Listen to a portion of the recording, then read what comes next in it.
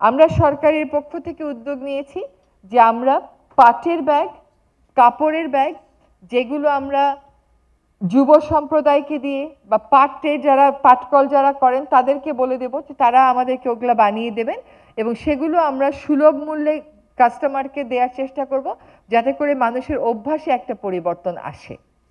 অনেক বড় বড় শপিং মল একটা যুক্তি দাঁড় করানোর চেষ্টা করে, যুক্তিটা ভ্রান্ত এবং যুক্তিটা উদ্দেশ্য প্রণোদিত।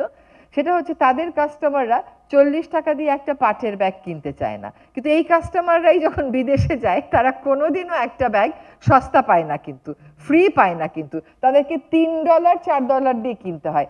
মাত্র আমি সুইজারল্যান্ড থেকে আসলাম, সেখানে কোনো এরকম সুপার মলে আমি কোনো পাতলা পলিথিন দেখিনি, সব হচ্ছে আপনার কাগজের, কাপড়ের বা জুটের ব্যাগ।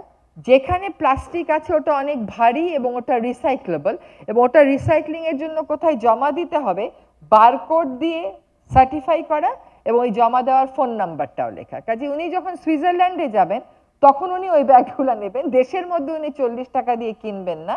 এটা আসলে হয় না। এটা দোকানের যারা মালিক আছেন তাদের ব্যবস্থাপনাতেও যেরকম বুঝাতে পারার ব্যর্থতা আছে, সেরকম ভাবে